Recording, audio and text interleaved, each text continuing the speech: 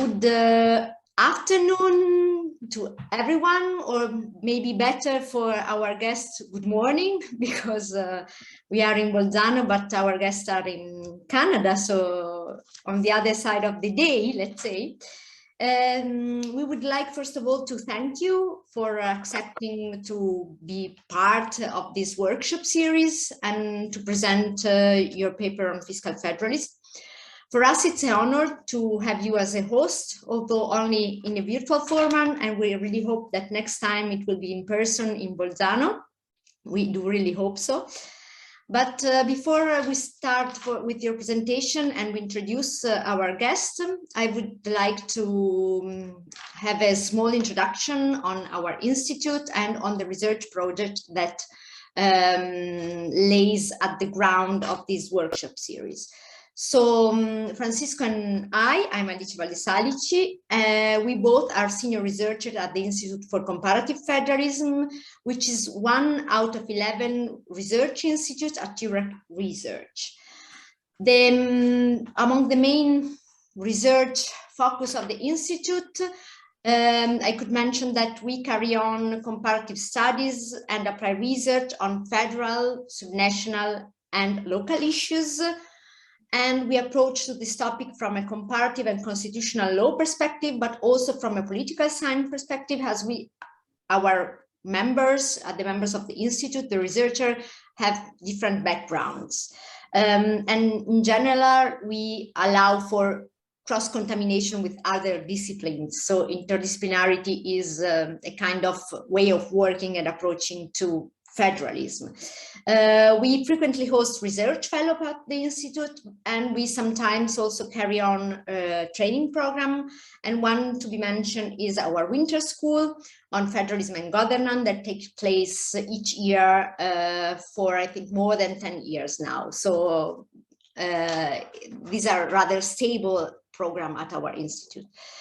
What about fiscal federalism? Fiscal federalism is one of the focus of our institute, and as in the general approach, we propose the same approach also in this specific field. So again, comparative and constitutional law perspective. So we have a look at fiscal constitution, at reforming processes, at how these reforms are implemented, and we have we pay special attention to intergovernmental institution and decision-making procedure in financial and fiscal related matters. Among the focus of the investigation, I would like to mention tax autonomy and fiscal responsibility, but also the impact of the European Union on subnational autonomy, and also among others, not to be exhausted on that, but another one is equalization mechanism as a tool of conflict management. And this is more or less also the background this project grounds on. In fact, the DATE project, DATE stands for Diversity, Accommodation through Territorial Equalization, is placed within this area of investigation and deals with the equalization mechanism. What is the starting point, the background, the theoretical background of this research project? The idea is that fiscal instruments have a role in accommodating diversity. And at the same extent, they have also a role in reducing the risk of secession. This happens even though this very specific link is very frequently neglected by the literature. So the idea of the project was to go beyond the status of the art and investigate equalization mechanism from a legal and comparative point of view, and so addressing the role of fiscal arrangement and in particular equalization mechanism as a tool of territorial integration or disintegration. And this is done focusing on federal systems, a selection thereof, facing secessionist challenges. The project proposal was awarded the Seal of Excellence under the Marie Curie Fellowship Program of the European Union. And for this reason, the Autonomous Province of Bolzano has awarded a scholarship, has funded 2 years, for 2 years, the position of Francisco Javier Romero Caro at our institute to carry on this research project. So I think that as an introduction, it might be enough, and I would like to leave the floor to our host, to our guests, to allow them to make their presentation, and then so we have time for a debate on that. That I'm sure that we will have a lot of questions for you.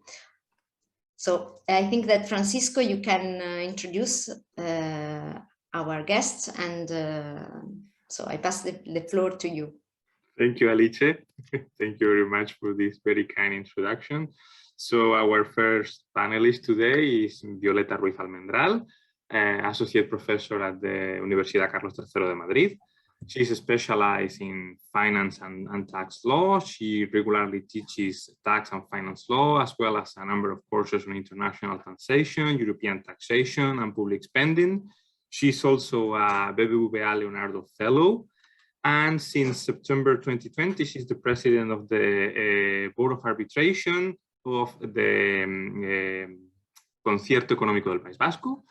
And previously, she was during 9 years, if I'm not mistaken, law counsel at the Spanish Constitutional Court. So, and she was also a member of the expert group of the reform of the Spanish tax system, which presented its final report a couple of months ago. So she will present us a topic called tax decentralization in Spain, pending issues and conflict resolution mechanisms.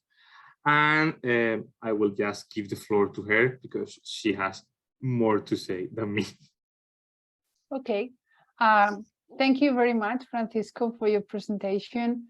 I'm now going to share the screen. I have a presentation, sorry. This is the end of the presentation. There's some references here. Okay, you think by now we should all be proficient in Zoom, but we're not. So thank you very much for the invitation. And I'm going to share with you for a few minutes what I'm going to talk about is fiscal federalism in Spain and how we tend to resolve conflicts. I'm going to be critical. I think we could actually do a bit better. But I'm also going to explain why it is that we have what we can call a fiscal federalism system in Spain, even though we're not formally federal country, and how in our system, right from the constitutional design, we have the structure is ripe for conflict, but also for cooperation. Thank you also for mentioning I'm here in Zirano at Montreal. I received funding from the Fundación BBVA. I have a grant for the Red Leonardo 2020, and of course I have to quote that.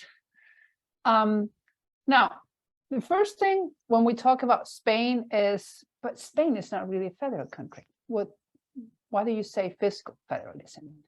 Now, in Spain, federalism is a bit the F word. Our constitution, what it does, it doesn't really define the system.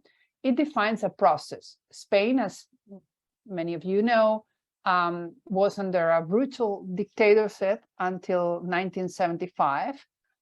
So until 1975, which incidentally is also the year I was born, Spain was not a democracy, not a member, of course, of the then non-existing but beginning to exist European Union, and it was also a very centralized model of government. But most of all, it wasn't a democracy, and it didn't even have a tax system.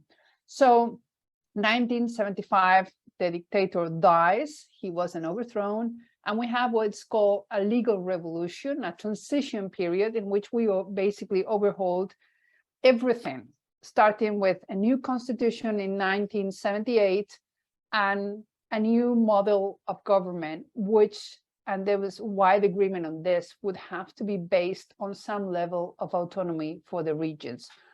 There were a number of reasons for this.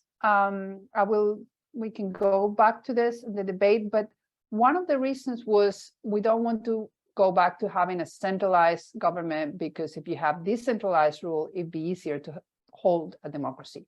Also, we have different regions with different languages and different sense of different national senses, and that's also embedded and recognized in the Constitution.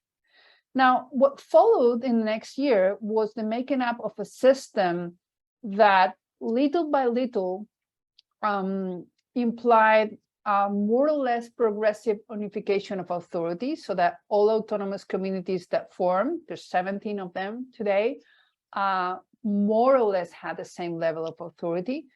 At present, all autonomous communities, except for Navarra and Basque Country, have the same level of authority. They can do the same things. They have mostly authority on matters such as health and education, which is important because they're very expensive and they're very difficult to predict how they will evolve. And they also have taxation powers. Now, Basque Country and Navarra are specific cases. In particular, Basque Country is the community that has the least powers, because in Basque Country, it is the 3 provinces that form it that actually have all the taxation powers. So Basque Country is a sort of what we could define a double federalism system, which would be triple if you take into account the European Union. The other 15 autonomous communities have the same amount of authority in different matters, and specifically in taxation. Now, as I will focus basically in how we share taxation power. But one of the central ideas that I want to focus on is that taxation powers are shared. The Spanish Constitution, unlike the Canadian Constitution or the German Constitution, doesn't really say who does what in what type of taxes. I'm not going to talk about the Canadian Constitution because it's a Canadian president, but I know that the German Constitution, there's a list of taxes that the Länder could not touch or could touch. Now, the Spanish Constitution doesn't do that. It actually says, well, the central government with an organic law can more or less modulate how autonomous communities exercise their powers. Now, of course, this was 1978. We had to climb 2 or 3 mountains at the same time, because we had to somehow become a democracy, if possible, without having a civil war in the process, which I would say, narrowly avoided, because we had a coup d'etat and we had a part of the fascist, the previous fascist government that wanted to, of course, continue having a military rule. So that was difficult. That was already not having a civil war and not going back to dictatorship was a big deal. We also have a terrorist group based in the Basque Country that has killed about 1,000 people all through its history. So that was going on at the same time that the tax system was more or less decentralized. So what happened in practice is that a law established by the central government, the LOFCA, the organic law regulating the taxation powers, said, well, autonomous communities may establish taxes on their own, may invent taxes, what the Germans call Steuererfindungsrecht, so the right to invent, to create new taxes, provided they're not similar to the central government's and the municipalities' taxes. Of course, by the time autonomous communities were created in 1982, there were already taxes from the central governments and municipalities, so there wasn't much tax room. Which is why when basically, in order to improve the taxation powers of autonomous communities, a mechanism called seated taxation or shared taxation was devised in between 1998 and 2009. To sum it up, most of the taxes that autonomous communities have today are shared taxes. Now, I'm not exactly following these slides, as you can see. I have the slides basically for context, but I want to show you this one, which is the current situation, so that you see so you have a snapshot of what the situation was in 1982, when basically autonomous communities had just begun to exist as institutional bodies, and 1996 and 2018, which is the current situation in which autonomous communities basically are responsible for about 32% of public expenditure. As for basically taxes, autonomous communities have what we call seeded taxes. We can also call transfer taxes or share taxes, which is a mechanism basically of sharing tax power in a multi-level way. That means that in taxes such as the personal revenue tax, autonomous communities do have ample leeway to establish their tax rates, to establish tax deduction. But in other taxes such as value-added tax, autonomous communities have no leeway. Why? Because we're part of the European Union. So one of the consequences is that value-added tax is a harmonized tax. That means autonomous communities cannot touch the rates at all, because every member state of the European Union can only have one value-added tax, which of course shows that when we talk about fiscal federalism in Spain, we focus inwards. We think center and autonomous communities and municipalities, but Spain is member of the European Union, so we can at the same time talk about double or triple or quadruple fiscal federalism system. No autonomous community may ever have powers on not only on value-added taxes, but may never establish a tax which is similar to a value-added tax. So that's part of the context that we have to take into account. The consequence of this system that I have very, very briefly described is that most tax powers that autonomous communities have are shared with the central government. So that means there's scarcity, there's limited tax room. Potentially, that means that, yes, autonomous communities may establish new taxes, but because they cannot be similar to the already existing taxes created by the central government and by municipalities, what had happened in the past 30 years really is that autonomous communities have gotten really creative, establishing taxes whose main purpose was to be different from those existing taxes, which partly explains that many of the taxes of autonomous communities have an environmental purpose. Why? Because 30 years ago, even 10 years ago, environmental taxes were something that we couldn't care less about, especially in Spain. Actually, we're quite behind that. So it was mostly left for autonomous communities as a sort of tax playground, or tax sandbox, which is what the term we now use. This creation of taxes by the autonomous communities has resulted in a number of conflicts. In fact, if somebody not knowing what own taxes by autonomous community is, and entering into the database of the Spanish Constitutional Court, would think, well, this must be really important taxes because they're everywhere. There's all these cases about them. In fact, the taxes created by the autonomous communities represent less than 1% of their revenue, but represent about 90% of the conflicts between the central government and autonomous communities that have to do with taxation. There are roughly 40 cases that have been decided by the court. This is just a fast count. It might be 36, but it's around that area. You have some numbers here, some examples. SSTC means Sentencia Tribunal Constitucional, so court case. I use that abbreviation.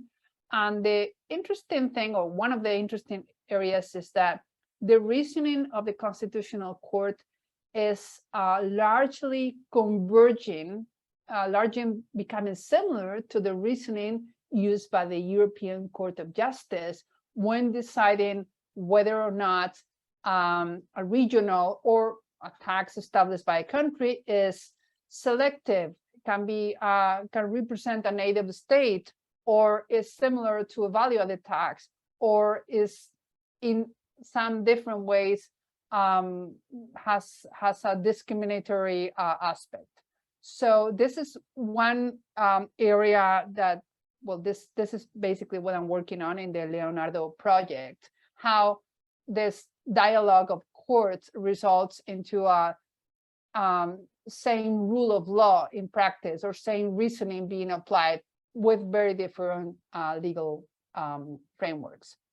Just to give you an idea of how much conflict there's been, here's a chart that represents, I'm not going to go into the detail, but there's 11 cases there.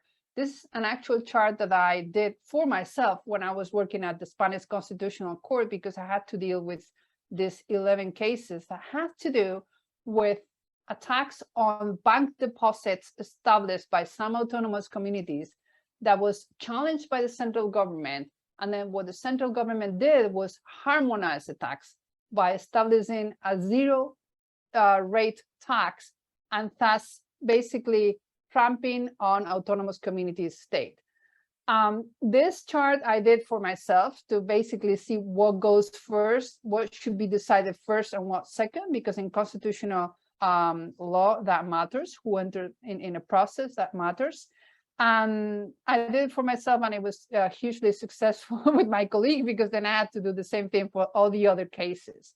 It sort of reminded me of this scene in Reservoir Dogs, in which everyone is pointing at each other's heads. It's very, I know it's very, it's not a very nice image, but this is what some of the conflicts have looked like. Cross challenging before the Constitutional Court, before even anyone sat at the table. So this right here, this chart is to me an example on what one shouldn't do in a fiscal federalism setting. This doesn't work. Having, of course, you probably need to have a constitutional court that's smooth. Some people would disagree with this, but whatever you think about whether we need or not a Supreme or Constitutional Court, it is clear that you cannot have this as your first instance, your first umpire for any conflicts. Now, I think I have about 10 minutes, maybe, Francisco? Yes, 10 minutes, okay. Now, the city taxes mechanism, the share taxes mechanism that I have mentioned before, also offers room for conflict, but it offers more room for cooperation.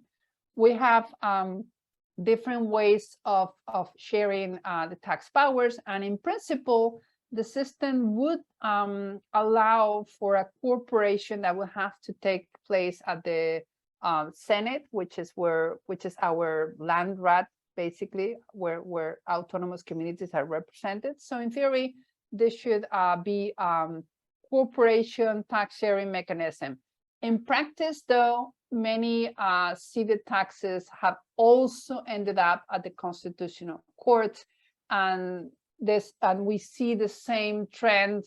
I mean, I don't know if it's a trend yet, but the fact is, in the last 10 years, the conflicts that have to do with shared taxes are growing in the Constitutional Court.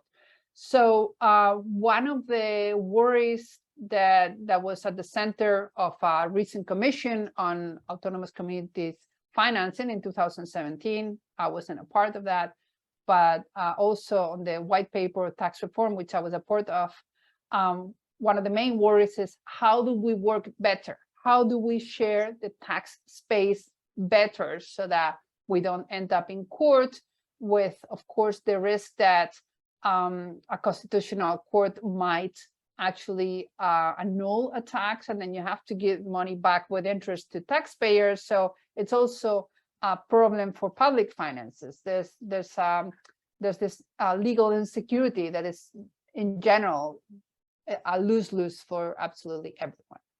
Now, I will.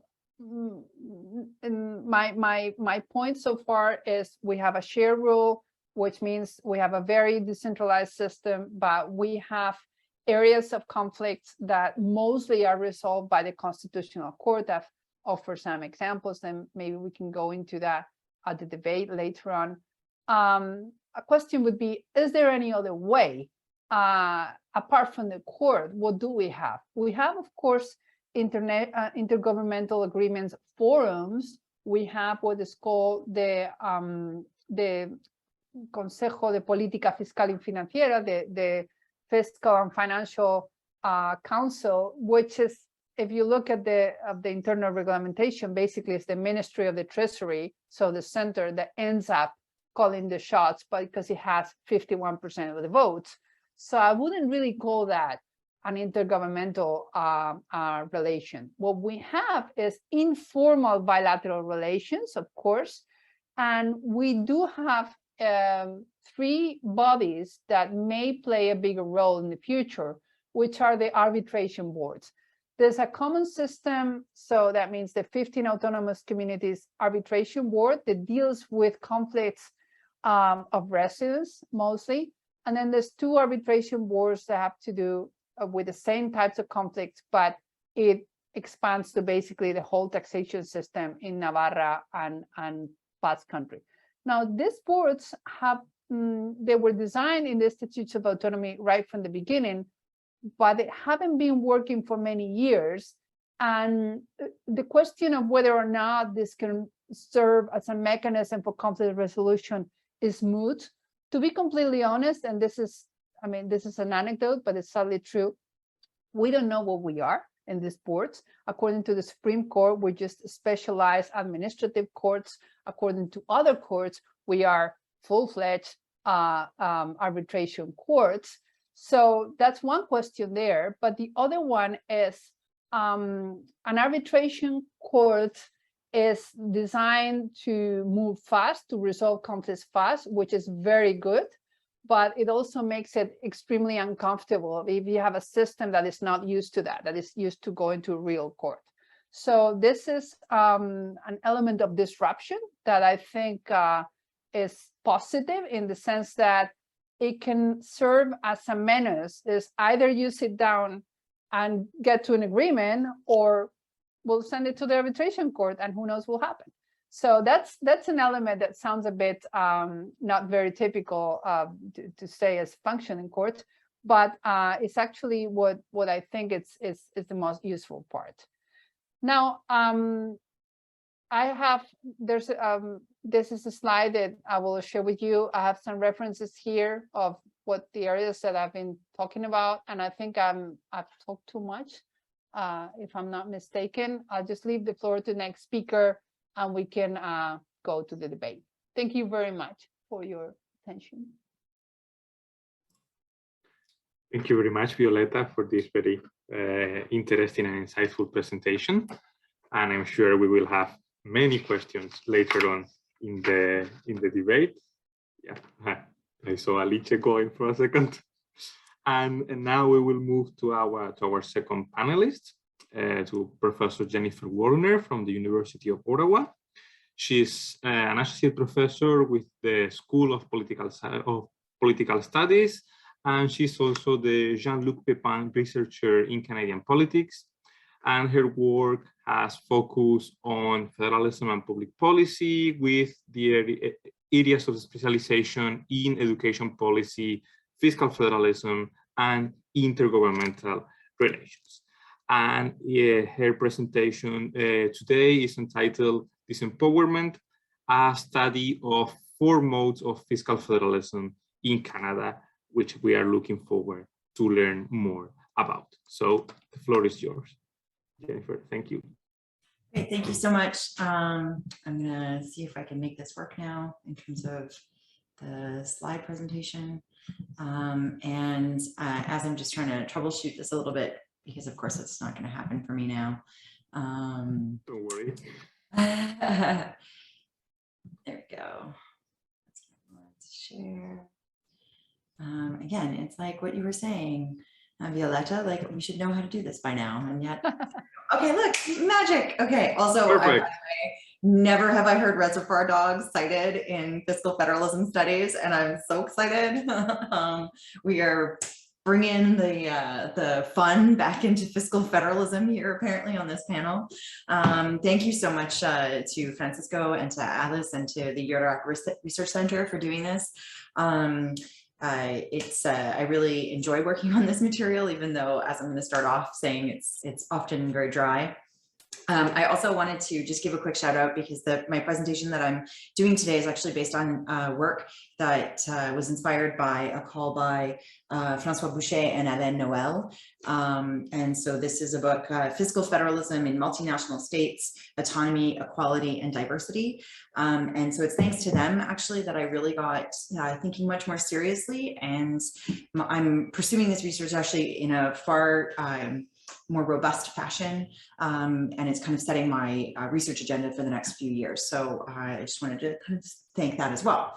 Also, while we're meeting virtually, I am located in the city of Ottawa, which is on the unceded and unsurrendered lands of the Algonquin people, Algonquin and Anishinaabe people.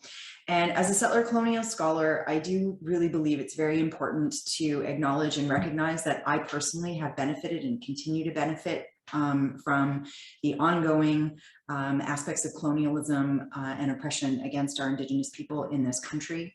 And so this research also is intended to inform and speak to those issues and concerns that are ongoing in this country.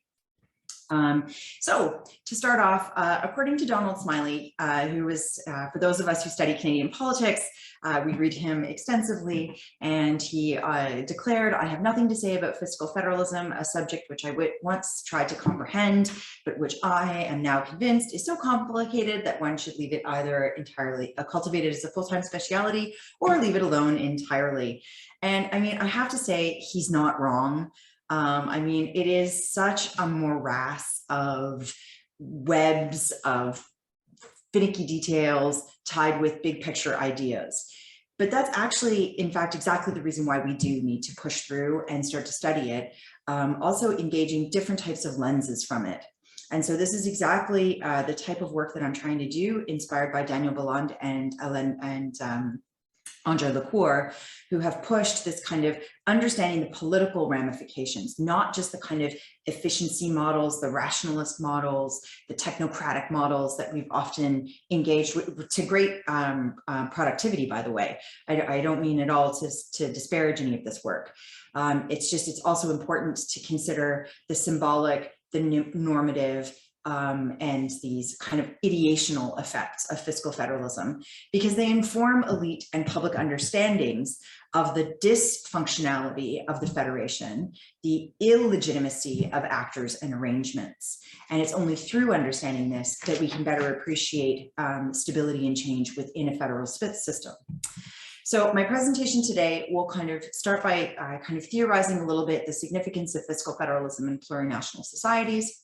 Then try to offer up some of the ways that I'm trying to develop proxies for what I'm calling empowerment in the assemblage of the architecture of fiscal federalism. In other words, what I'm trying to tease into is the ways in which some minority national communities manage to secure stronger empowerment within a fiscal federalism framework, whereas others often end up being marginalized. And it's not an easy sort of a clear pathway or trajectory to empowerment, but nevertheless you can start to see this, and the Canadian case offers a remarkable opportunity to see these practical effects in reality. So here I go into the four models of fiscal federalism in Canada, and then I'll talk about the ways in which it empowers some and disempowers others. So fiscal federalism in plurinational societies, why is it so important? And in plurinational societies, we recognize that there are minority national communities that are working to coexist within a broader federal framework. And so, and obviously fiscal federalism as a concept can in fact be applied to any political system, as Violeta was kind of already indicating, right? So I've seen it applied in unitary states, right? All fiscal federalism means is a decentralization of fiscal authority that may or may not be constitutionalized. But in a formally federal state where powers are constitutionally divided, particularly one such as Canada, where we have a watertight model of federalism, whereby the federal government is supposed to stay in its lane and the provincial governments are supposed to stay in their lanes, unlike, say, the German model, which is more of a shared jurisdictional authority. The capacity to raise, your power is kind of useless if you don't have the money to execute that power. And so if you have a larger central government that has all the money and can then tell the sub-state governments what to do with their money, their jurisdictional autonomy is kind of irrelevant, right? I see this effect all the time, in fact, actually in local school boards in Canada, because school boards have lost their power of independent taxation. They now basically are at the mercy of whatever the central educational authority wishes to say. And so that's an example of kind of a reverse centralization or a re-centralization of authority. So why is it important in multinational federations? Because implicitly, we have this normative idea about federalism as giving an opportunity for different diverse political communities to coexist within a common state structure. And in order to achieve this, there's this idea that the minority national communities that are participating in the federation should have some measure of autonomy and recognition in order to set their own path, in order to execute their own self-rule, in order to achieve their national identity dreams that come along with it. Now, this is a kind of a normative grounding that I stand upon. I mean, obviously there's many who would contest this idea. They would say, no, you should just all like join in into a homogenous state and forego nationalism and blah, blah, blah. I will forego that discussion and instead to argue instead in the favor that to argue that minority national communities have a right to exist. And in fact, all the research indicates and shows that when you try and stamp down on these communities and these peoples, it has a terrible effect that can generate into secession, conflict, violence. And so, these are just two quotes from great grand scholars in terms of why recognizing people for the people that they are is so important in terms of their own identity and their own understanding within the state.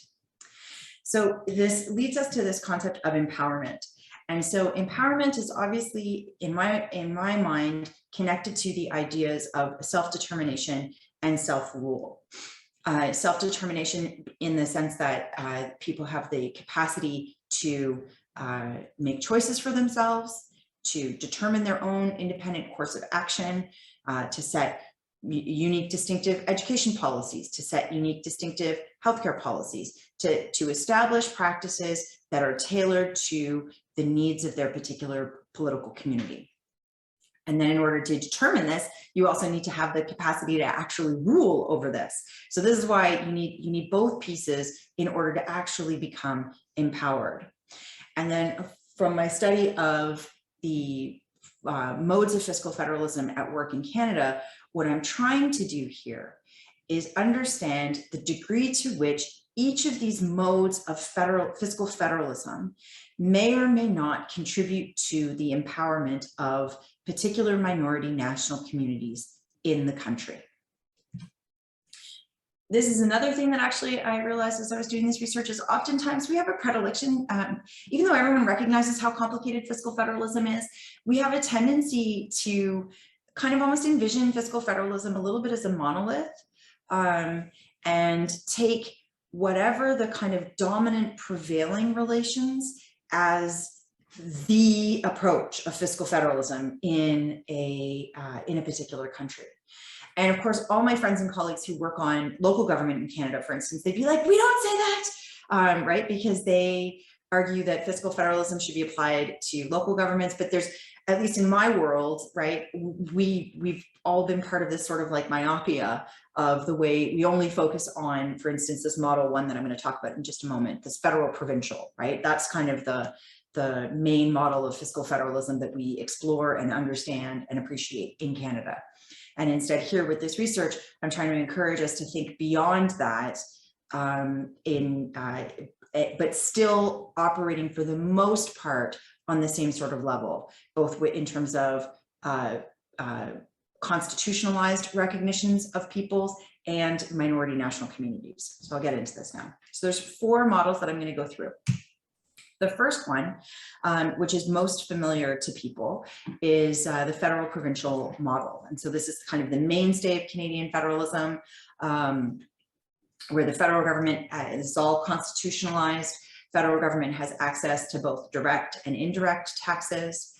Provincial governments have access to direct taxes, including sales tax, natural resource revenues, and in addition to others that they can harmonize sales tax, those types of buckets. Canada is, of course, a bit distinct among federal countries because natural resource revenues are held at the subnational level, which has led to no ends of unintended, I'll be politically correct for the moment, unintended consequences.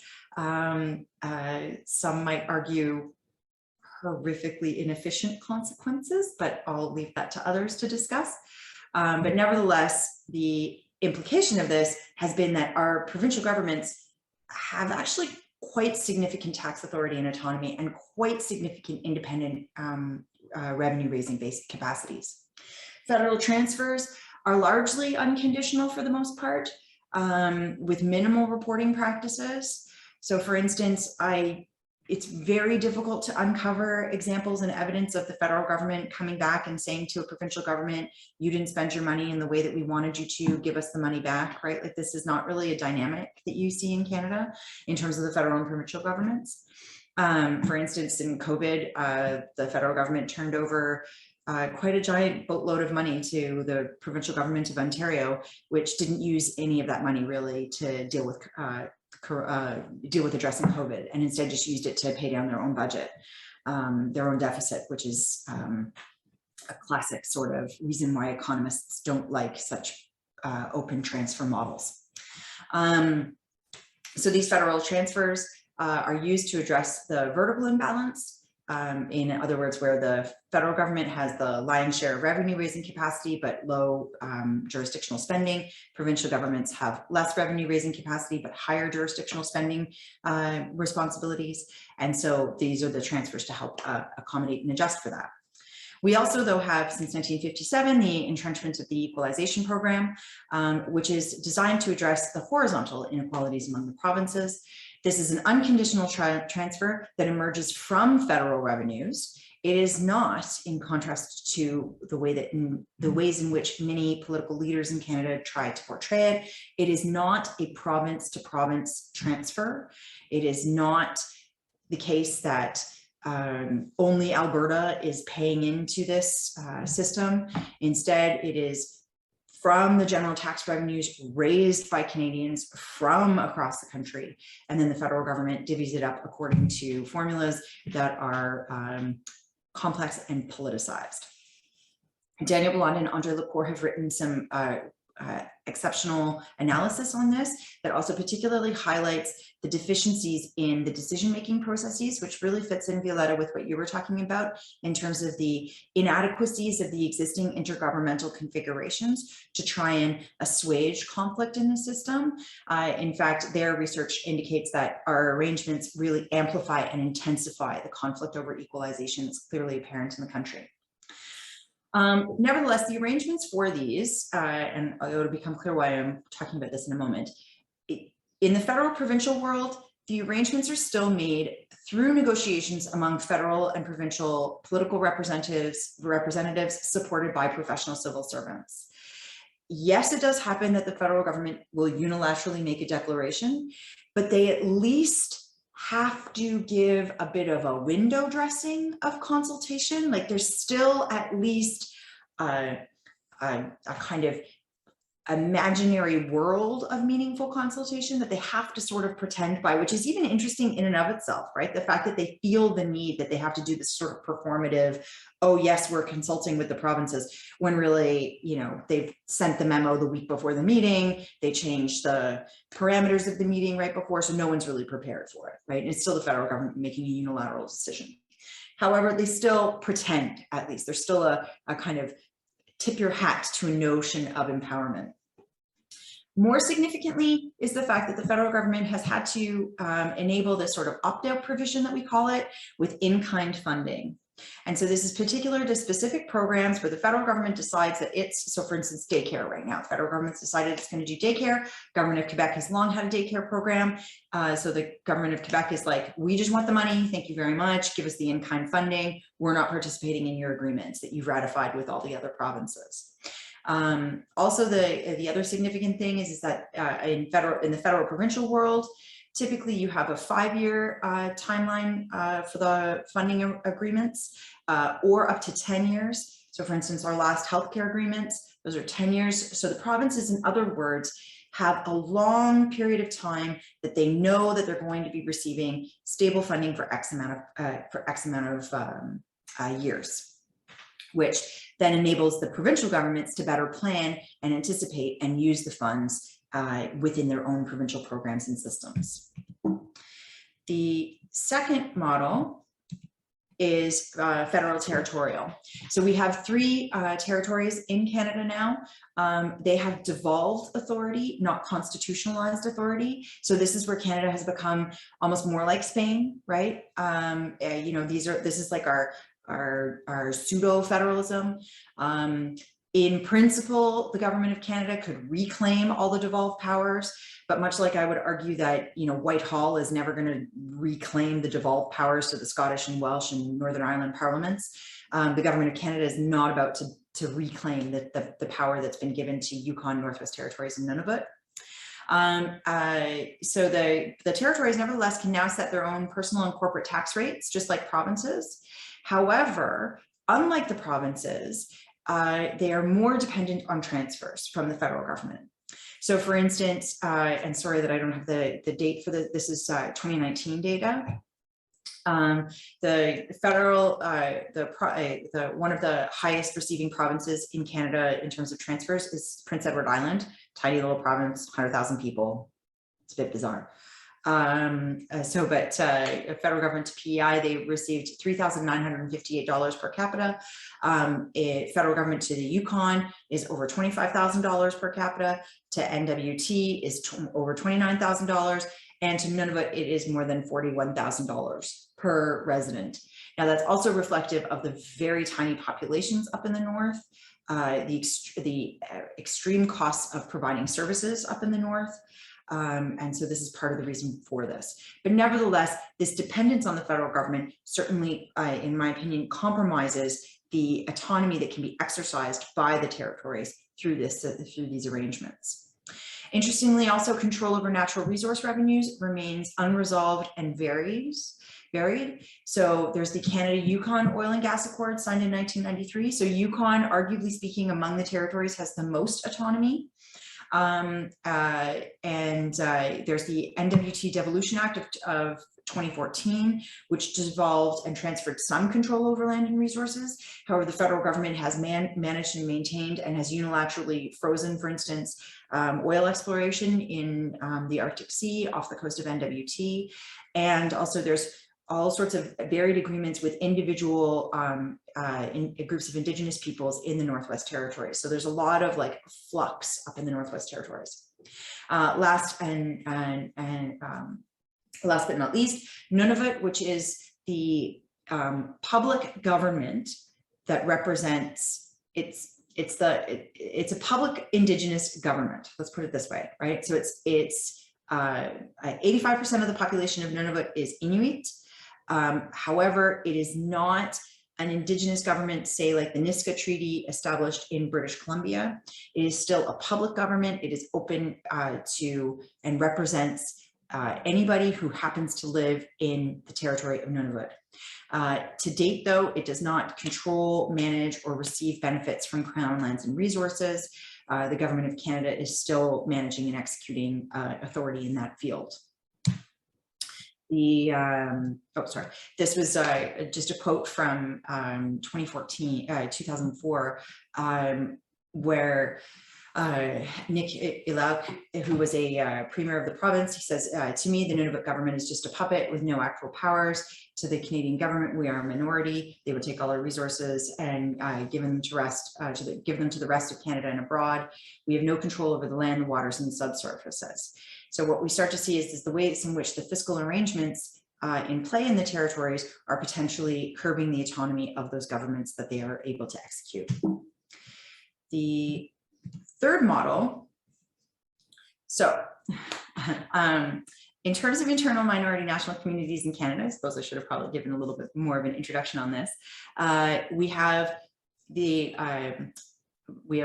French Canadians, Francophone speaking people are the majority in the province of Quebec. So that's part of that issue. Then we also have Indigenous peoples who are subdivided, who are organized in 3 broad groups: First Nations, Inuit, and Métis. And the First Nations fall under the Indian Act. And under the Indian Act, Aboriginal Canadian Fiscal Federalism, if it can even be called this is from Prince Nable's work from 2003, operated under the highly intrusive, extremely paternalistic and hierarchical framework of the Indian Act. And under the Indian Act, essentially, these communities had no independence or control over their spending. They had their relationship directly with the government of Canada.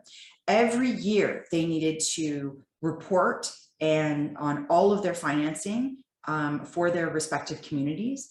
And most critically, they needed to return any surplus that they didn't spend. So there was no way of building up any sort of autonomous revenue base. It was completely structured in this very hierarchical, very paternalistic sort of framework and setting, and fed into the overall overarching sort of assimilationist practices that was being executed by the settler colonial government of Canada. There were some adjustments to this. So a major report happened in 1983. And in fact, when you go and read this report, it's actually quite inspiring and depressing at the same time. Because in 1983, a set of parliamentarians in the government of Canada really recognized that this arrangement was horrific and not serving the Indigenous people under the First Nations Act, the First Nations people under the Indian Act. And yet, looking today, the distance that we've managed to traverse in this time is quite limited.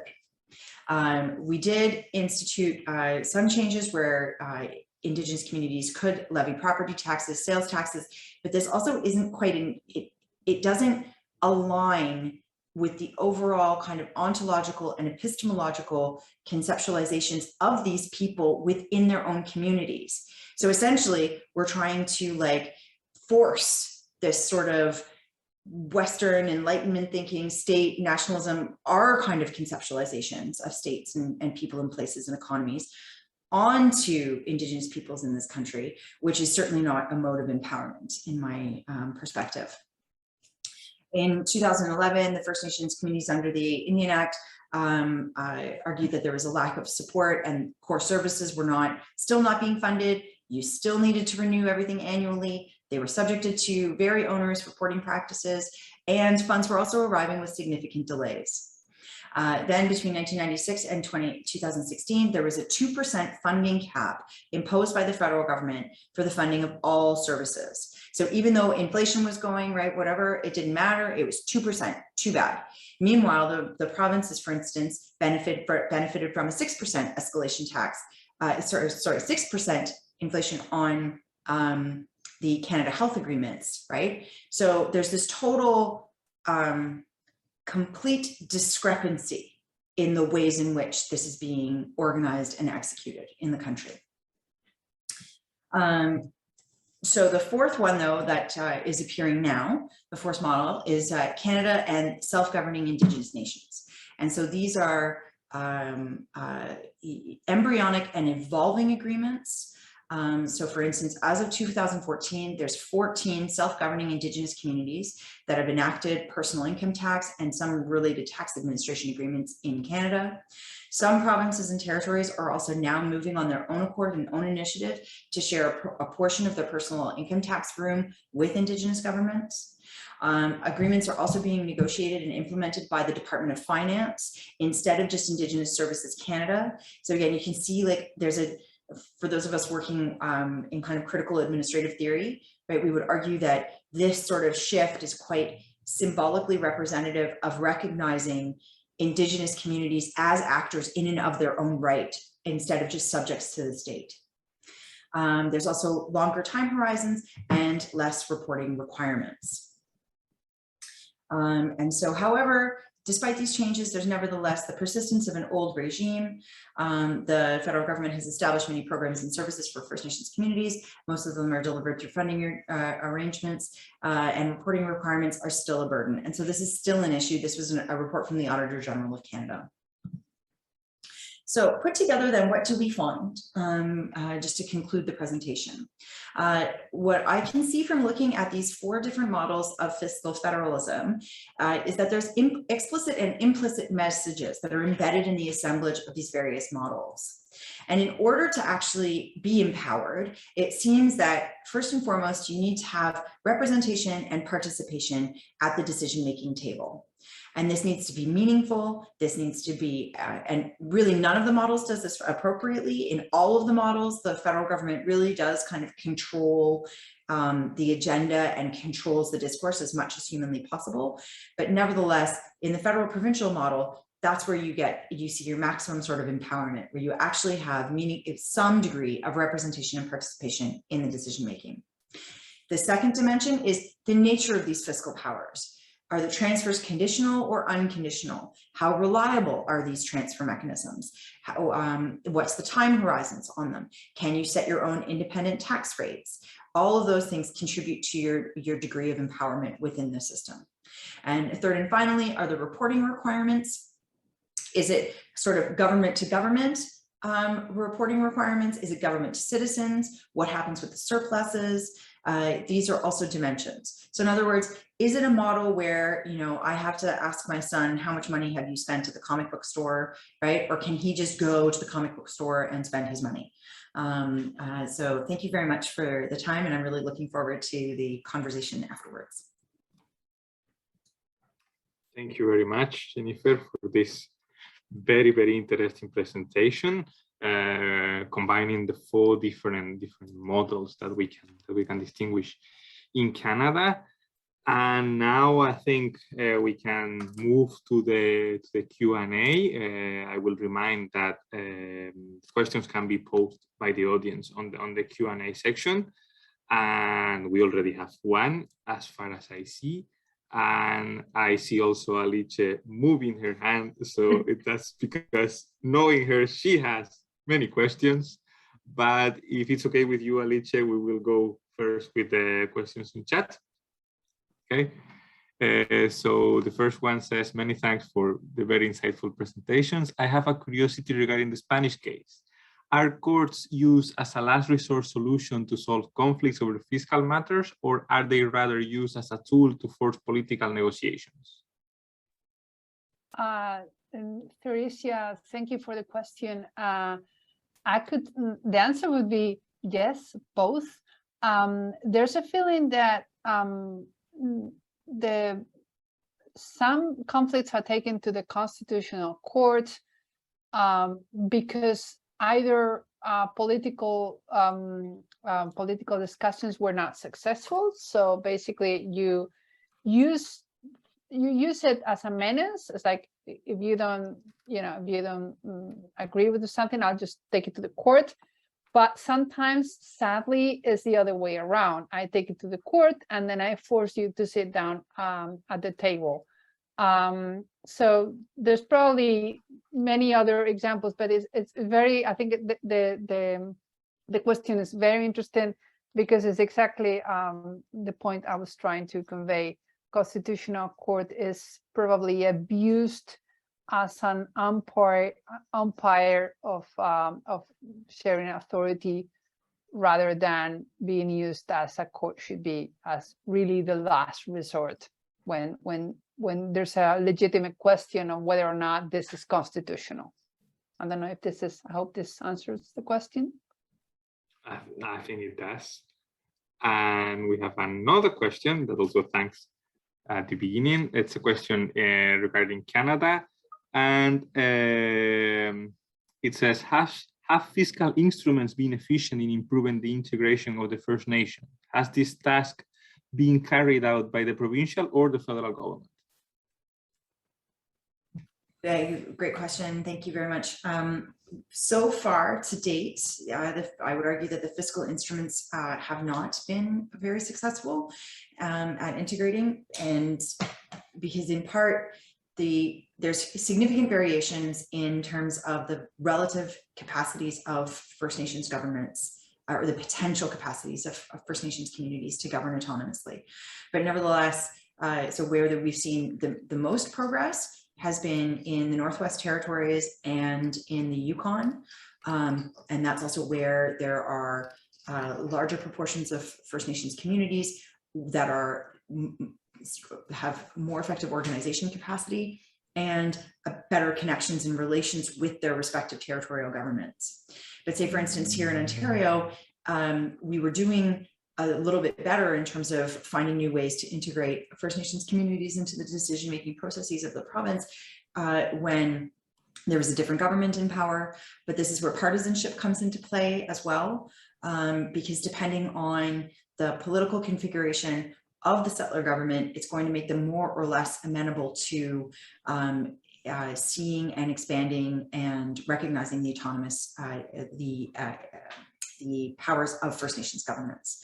So right now, in other words, the response is mixed and middling. The government of Quebec, for instance, has done some actually really interesting things, particularly in the past like 15 years, sort of predating the CAC. This has stalled a little bit under the current political administration. So again, this is where it varies. Thank you very much, Jennifer. I think Michael will be happy with your answer. If not, he can let us know in the chat.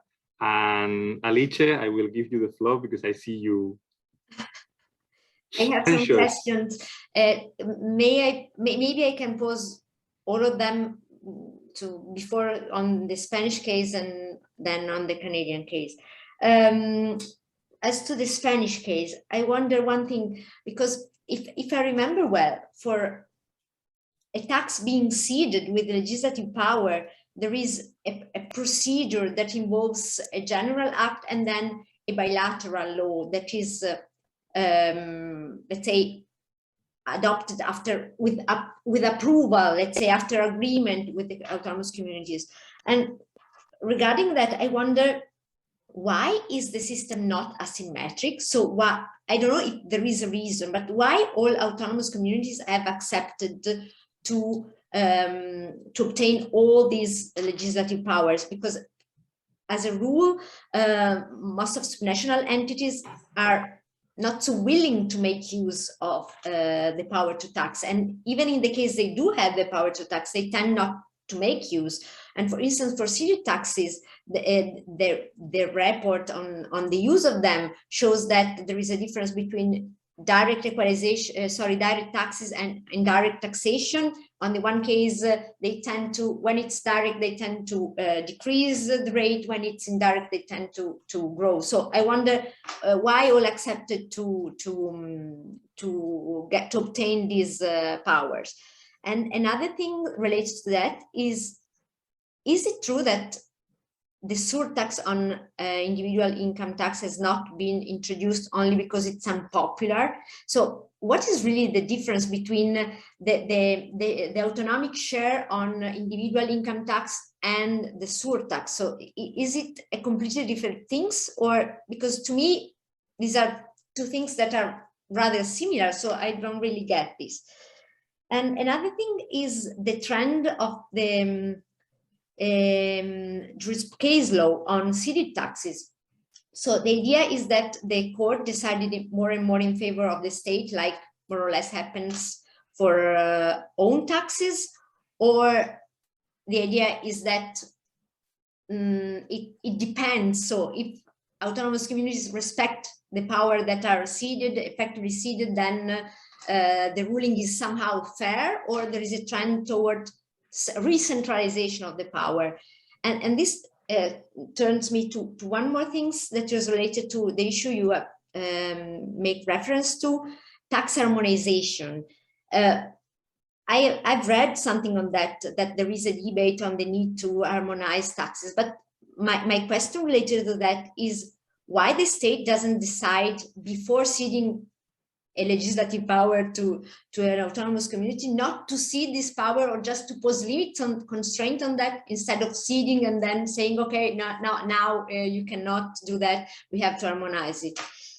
And one last thing is related to arbitration board.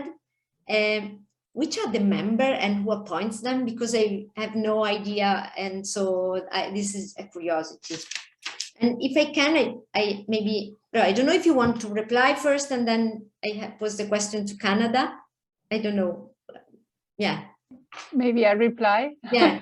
Sorry. Before I forget. But I have a lot of curiosity on that. So as you are an expert, I wanted to take. No, but first and foremost, Alicia, you are an expert, because your questions are really, I mean, obviously, you know the system well. Now, the constitutional infrastructure to cede taxes would require a full-fledged explanation in another seminar, probably. But to put it very simply, it is a very convoluted system of which a number of laws refer to them. And yes, formally, there's a mixed commission, central government and autonomous community that has to meet and agree politically. But according to the Constitutional Court, those mixed communities are not binding, whatever they say. So what is binding is that the mixed commission meets. So from a legal perspective, they could just meet for coffee and talk about football or soccer, and that would be okay. However, the question, why isn't it asymmetric, is very, very to the point. In fact, in 2000, in one of the financing models, the one that was in 1997 to 2001, one of the financing models was not accepted by 3 autonomous communities that wanted to opt out of it. And the central government actually penalized them with, in practice, less transfers. They said, well, you don't accept the new system, then I won't update the data on how many inhabitants you have, which was for communities such as Andalusia, was like, well, it was completely unfair. Yet the Constitutional Court said, okay, it's fine. It's an all or nothing system. So, which I personally disagree with. But also, there's a tendency not to have asymmetries in the system and to view the asymmetries as privileges, which is one of the problems of the Spanish fiscal federalism. Because when you look at the news, sometimes it says, well, for succession duties, you pay this much in Madrid and this much in Andalusia and this much in Extremadura. This is unfair. It's like, it's not unfair. It's part of the constitutional. So we are, from a cultural perspective, a reluctant federalist system. And in fact, of course, the system has been polarized. The political arena has been polarized because there's a minority of people in Catalonia and in Basque Country that want independence.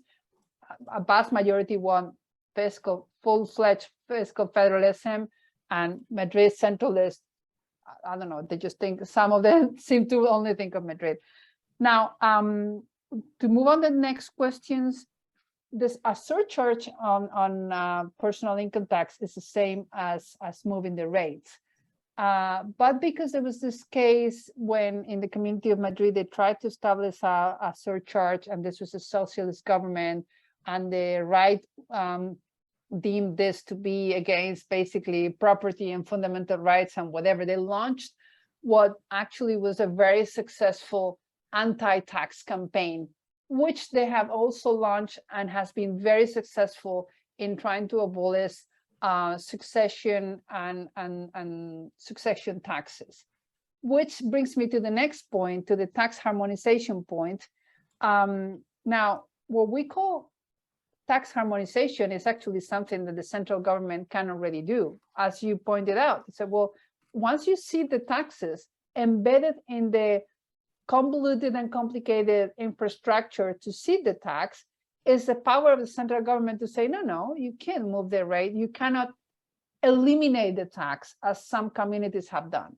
Now, interestingly enough, when we were in the Commission for the Reform of the Tax System, most autonomous communities called for harmonization in the sense of establishing minimum taxation or maximum, but mostly minimum, because communities such as Catalonia, which you wouldn't think as calling for harmonization, say, look, I'm trying to keep my my tax on succession and gifts duties, but because Madrid is actually lowering the tax, I have people moving, not actually moving to Madrid, but pretending to move. If you actually move, that's not a problem. The problem is when you're not really moving. So that's an open conflict right now. About the case law of the Spanish Constitutional Court, so far on seeded taxes, there have been about 7 or 8 cases. Most of them have been ruled against autonomous communities, but I wouldn't conclude, even though this sounds contradictory, I wouldn't conclude that it's because the court is being less, having less leeway with this or less flexibility. It's because really in those cases, very clearly the autonomous communities have done something that specifically the law said they couldn't do. So in fact, some of these cases were very easy from a constitutional perspective, like, hey, you can't do this, it's very clear. So they didn't require much harmonization. As for arbitration boards, they are decided by a mixed communities, mixed commission. I can tell you the common system arbitration board is not very active. It's not really a board. It's very, they meet like once every 3 or 4 years. The ones for Navarra and the ones for Basque Country, I work for the one, I preside over the Basque countries. They are decided by a mixed commission. And what they apparently do, I mean, I don't know exactly what they do because they do it in a mixed community and it's not public, but they have a list of names and they have to agree, the Basque government and the central government, they have to agree on 3 names. And they sort of establish an equilibrium and they have this veto rights. So in my case, I'm from Madrid and I live in Madrid, and people tend to think that I was named by the government in Madrid, but I was also named by this mixed commission. That's how it is. They were named for 6 years, and it's compatible with whatever work in the public arena you have. So it's basically a commission that meets once a month. I don't know if I'm trying to be quick because I could go on and talk, but I'll stop now. And yes, thank you very much. Thank you. And before you go, Alicia, I think Jennifer, did you have any question that you wanted to ask to Violeta, or? I did actually, and one is a quick anecdote actually, or not. I was just in terms of Alicia's question, in terms of subnational governments not wanting to occupy the tax base. In Canada, we had an example where when the Harper government came into office in early 2000s, they cut the GST tax. So that's like our VAT tax kind of, right? They cut it by 1 percentage point, and the government of Quebec quickly moved in and occupied that space and increased their provincial tax rate in accordance, right?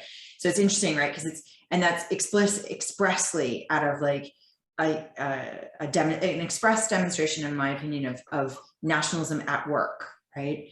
Whereas like but in the meantime, the government of Alberta refuses to institute a sales tax. It's the only province that doesn't have one. And so this is also a demonstration of a kind of autonomy, because they refuse. They're like, nope, we're not doing it. And so it's really quite fascinating actually in terms of these dynamics. But I actually wanted to ask you in terms of the because I had the same questions actually in terms of I always thought that the autonomous communities had greater variation among them in terms of what they were doing, and then also wanted to know if you could, like, how much then is the system being influenced actually by EU arrangements at the same time? Because when you happen to mention the kind of EU dynamic, and then I was right away imagining like, oh, it's like, yeah, Russian nesting dolls, right? Like that's what Europe is like. But except it's not though, right? Because the EU has I'm trying to come up with a different metaphor actually for it. Yeah. So I just wanted to get you to talk a little bit more about the way the EU kind of shapes and influences the Spanish domestic state. That's actually what I'm working on, and I'm going to send you a paper that I just finished on that. Okay, the European Union works in different ways, some directly, some indirectly. So you have some areas where in indirect taxes, that you have taxes that are harmonized, and that's very clear. Value-added taxes, harmonized tax, so that's very clear. You can't establish, no community would be able to establish a tax similar to value-added tax. It could clash with that.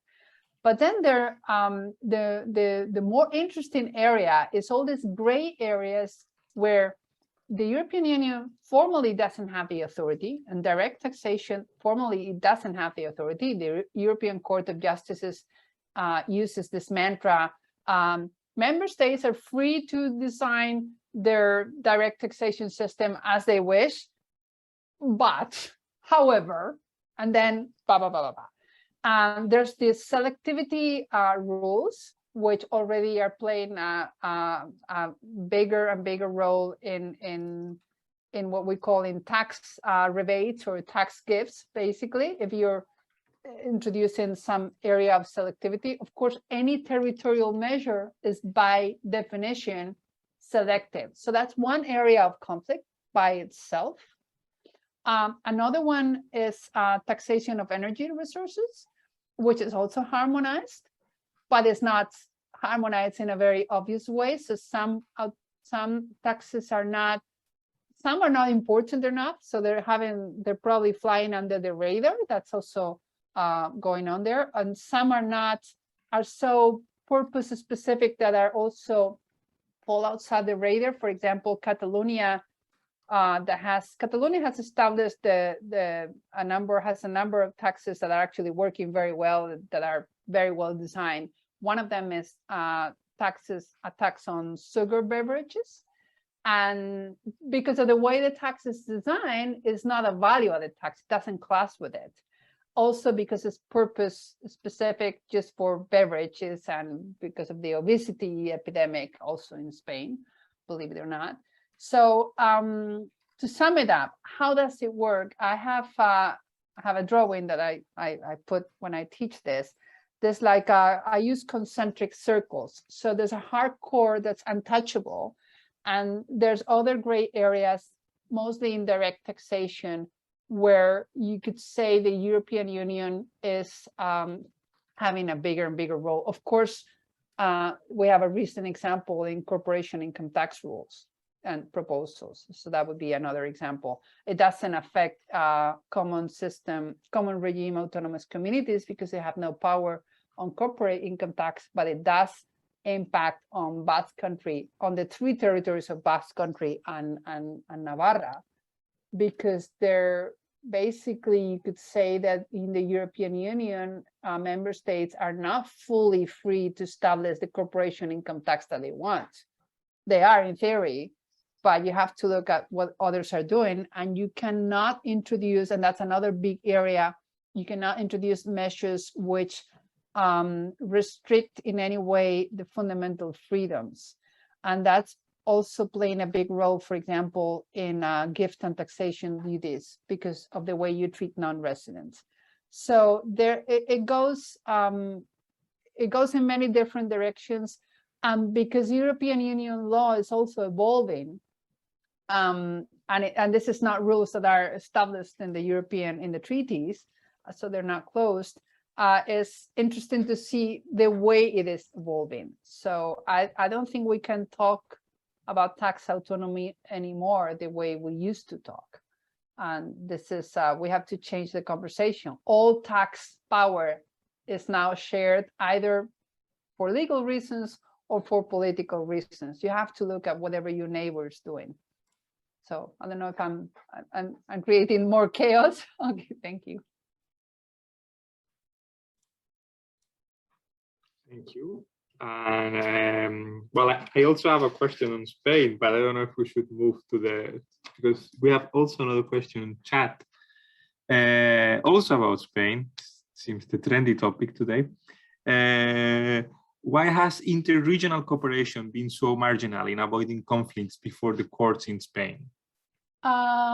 Okay, interregional cooperation. See, I'm not sure it has been so marginal. Maybe we could say it has avoided conflict. I know that when autonomous communities share power over rivers, because, you know, rivers tend to actually pass different autonomous communities. They don't care about geographical, political boundaries.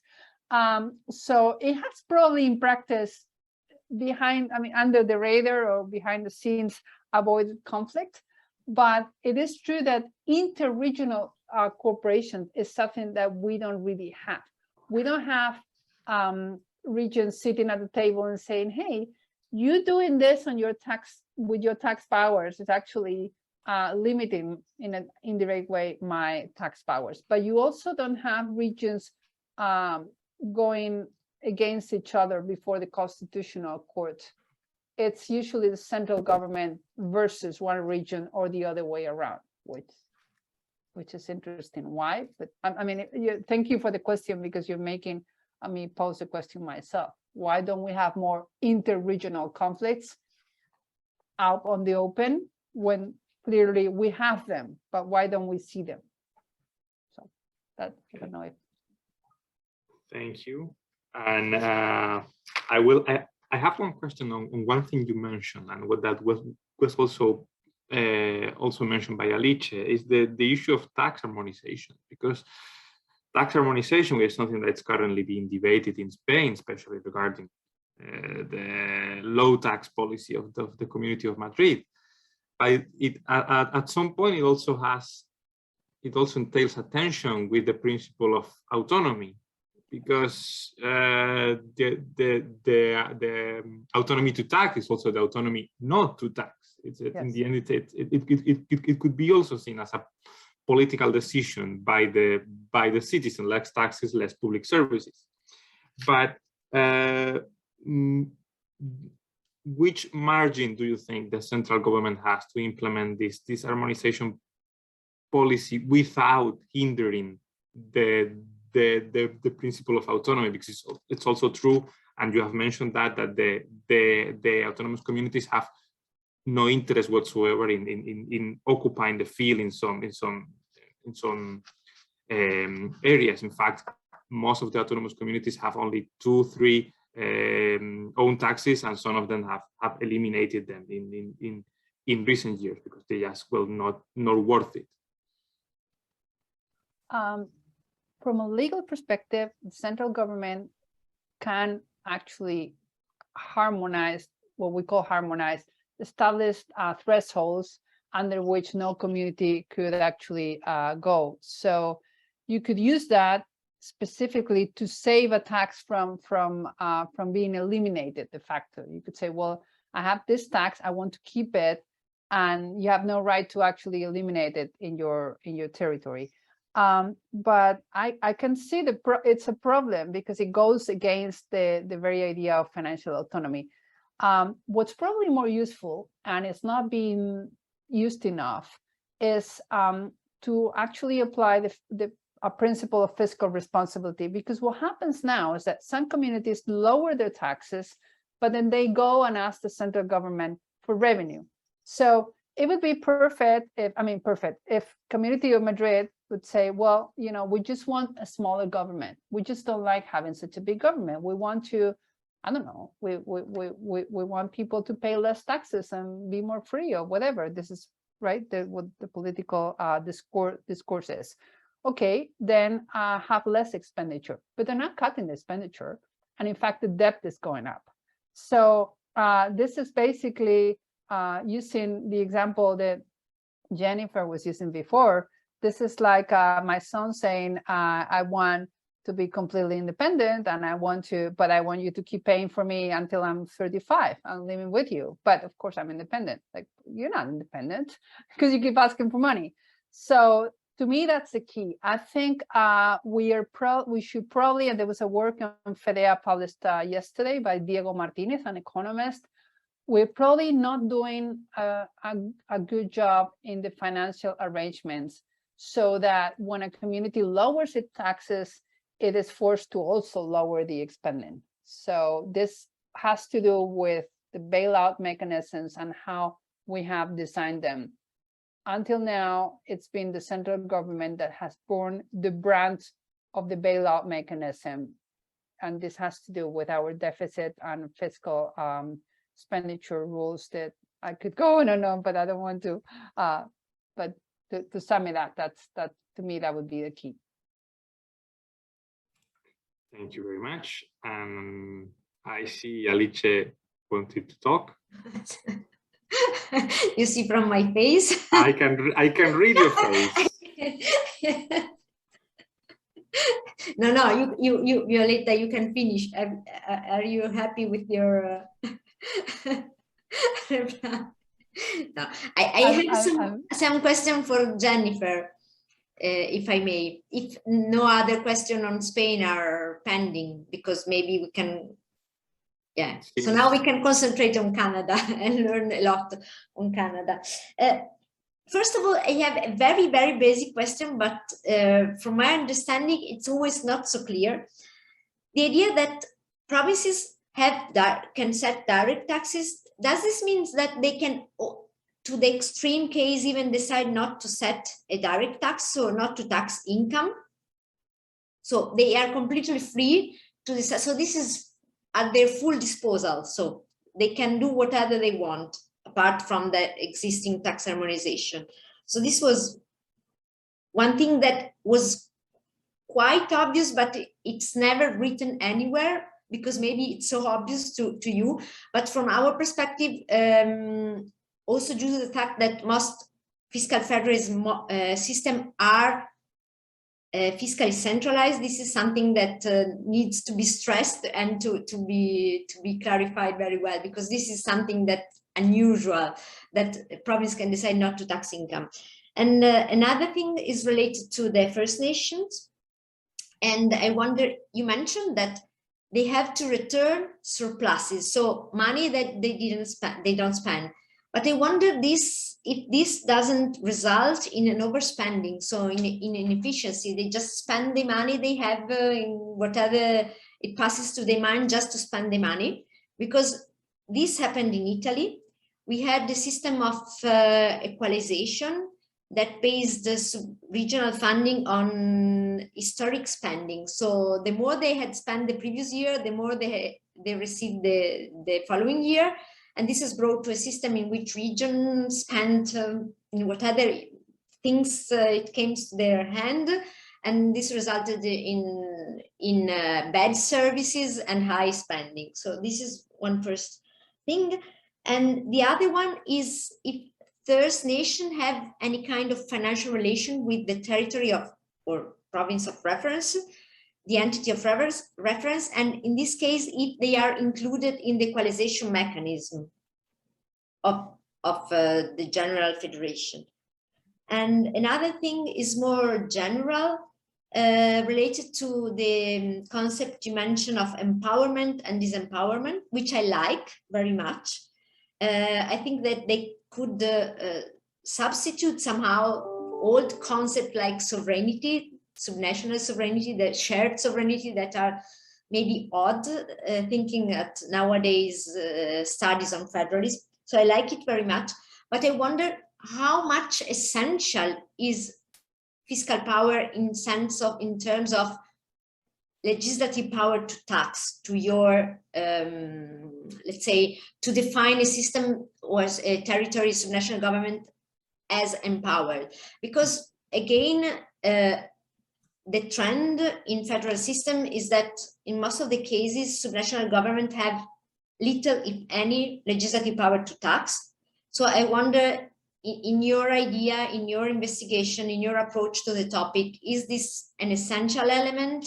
Or do you think that other fiscal powers can come and somehow substitute? Or do you think that there might be any other guarantees, legislative, substantial guarantees, in terms of economic guarantee of a certain financial endowment could come with no strings attached, could come at the expense of legislative power to tax? Or do you think that this is really an essential feature we cannot separate from in order to define as a subnational government is empowered? Mm-hmm. Thank you. Yeah, no, thank you. Those are excellent questions. And that fourth one, kind of like what Violeta just had, it's actually making me think very creatively about, in a way that I don't think about this topic, the kind of subject. So on the first one, actually, the notion that the provinces set the direct taxes, this is actually the reason why they have it is because the provinces were the first movers in income tax in Canada. The government of British Columbia was the first one to institute a general income tax. The federal government did not.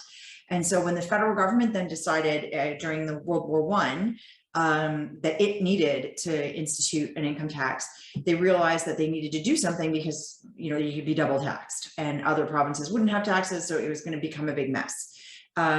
So then they worked together so that we operate now under a general revenue a general revenue collection agreements. So the federal government collects both federal income tax and provincial income tax, except for the government of Quebec, which maintains and operates its own separate and distinct revenue Quebec. And so all provincial taxes go into there.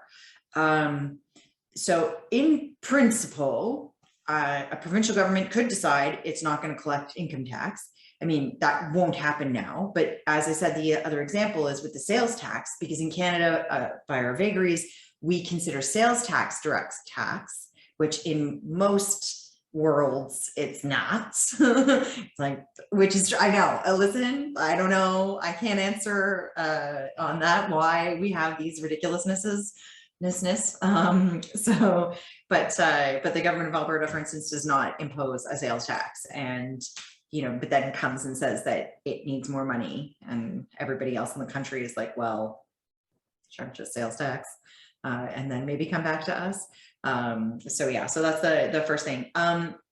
In terms of with First Nations and the returning of the surpluses, yes, it's true that it could. The issue though is it's important to recognize for those operating under the Indian Act, it is honestly like they need to fill out the itemized grant applications for very specific projects in housing. Like there's no like, and it's all enveloped, right?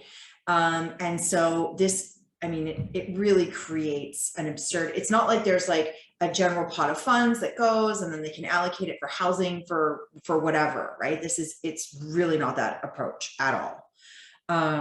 So as a consequence, like I see your point, and in fact, actually, I forgot to mention this during the presentation, but whereas I find very little evidence of the federal government ever going to provinces and saying, give us the money back because you messed up, the federal government does do this, and particularly under the Harper government in the 2000s, they went through and they reclaimed a whole bunch of money from First Nations communities.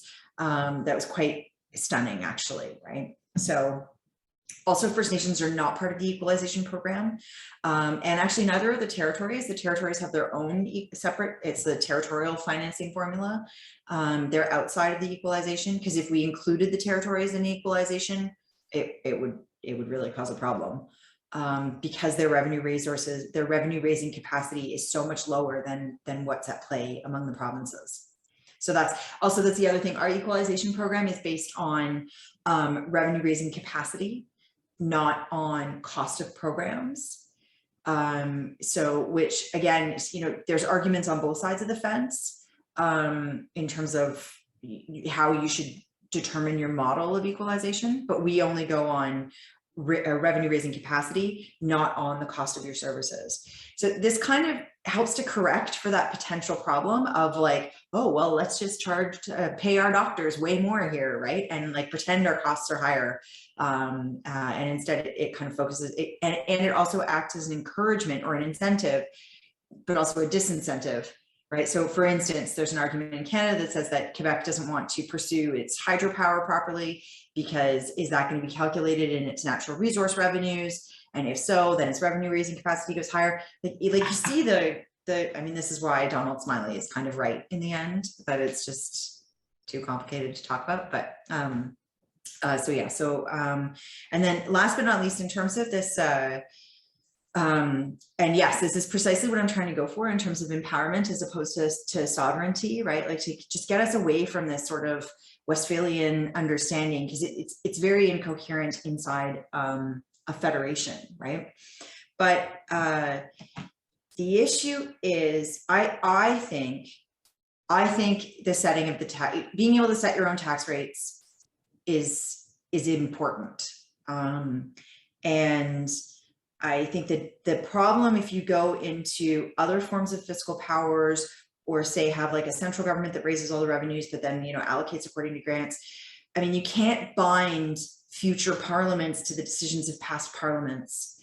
And so the politicization then that you would see of the fiscal agreements and of the fiscal federalism would be quite intense. At least here, that's what I could imagine, right? You know, you have a kind of left of center government in power, and, you know, they'll like put in place a whole bunch of things, but then you got a right of center government coming in, and then they'll be like, nope, see you later, bye. And that's not good for policy, right? So yeah. Thank you very much. Yes, I agree with you. I would say that you can have fiscal federalism, but no empowerment in these cases. So you can talk about fiscal federalism also in unitary state, but you cannot talk about empowerment effective. Thank you. Thank you, Alice. I have a couple of questions, but first, I don't know if Violeta wants to have a go to ask something. No? Okay. You're muted. Just to say that I'm finding it really interesting, and it really makes it's making me think, and I have to write Jennifer. We have to be in contact more, because it's just making me think in ways that I don't usually think. Like, for example, we also have in our formula in our financing formula no lose element, by which no autonomous community can lose revenue in the next negotiations, which is really a perverse incentive, because it's the mother of all past dependencies, but it also leads to inefficiencies. So so anyway, but I'll shut up now. I just wanted to say that.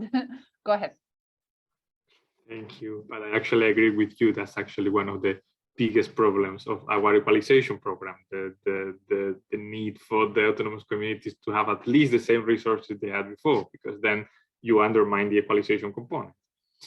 But this is a lost battle politically, in effect. So I wanted to ask a couple of things about Canada. First, about the structure of these financial agreements with the First Nations.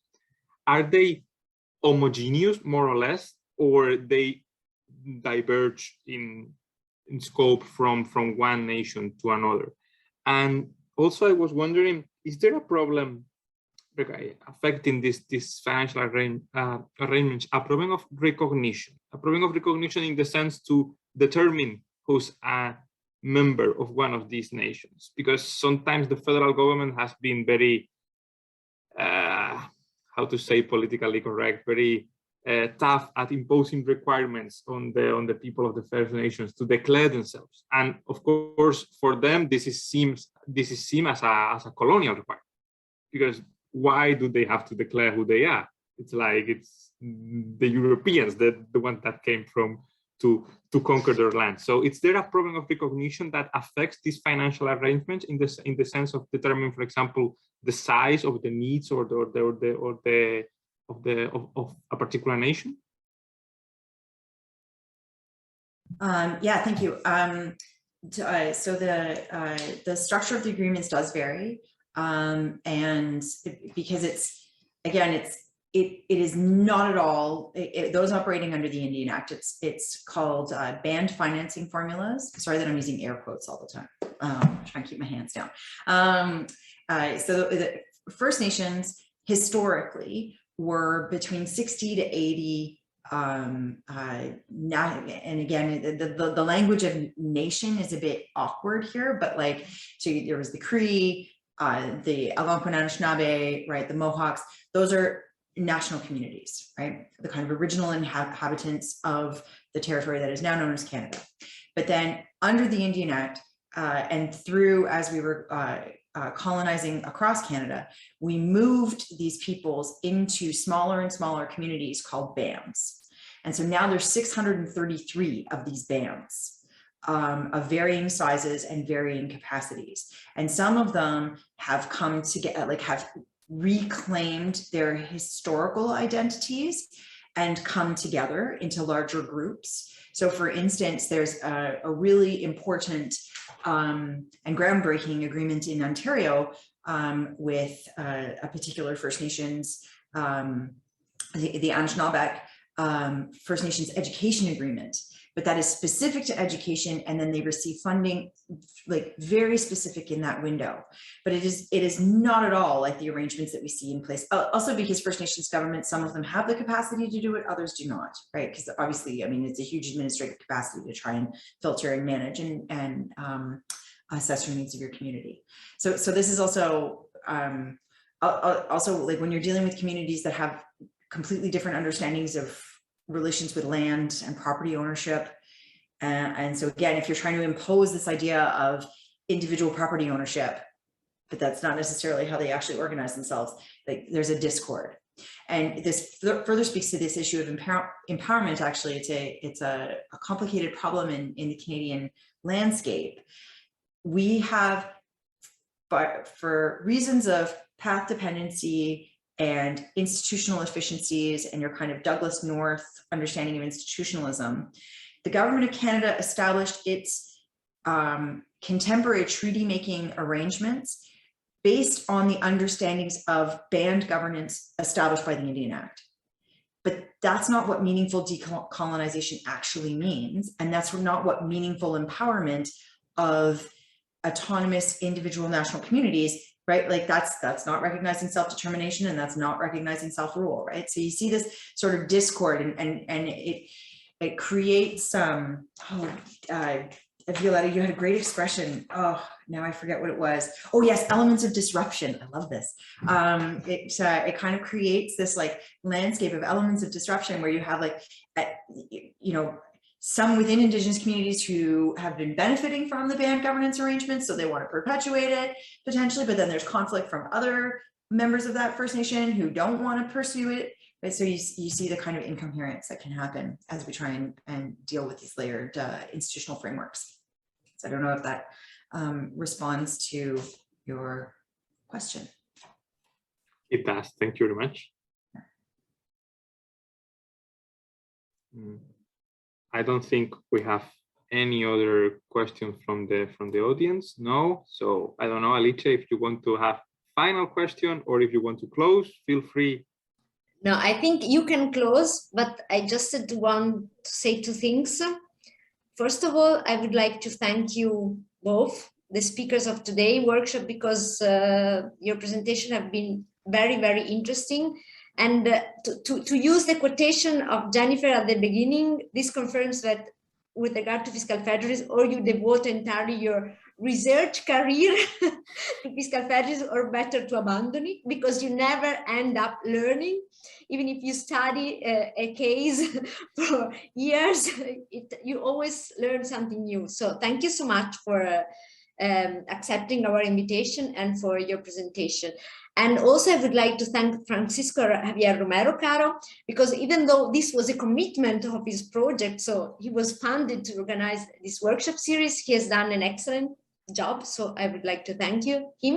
And I would also like to thank you, our colleague Petra Malfertainer, that is behind the curtains at the moment, but he has helped us setting up all these workshop series, all the communication on the media. So she also did an excellent work.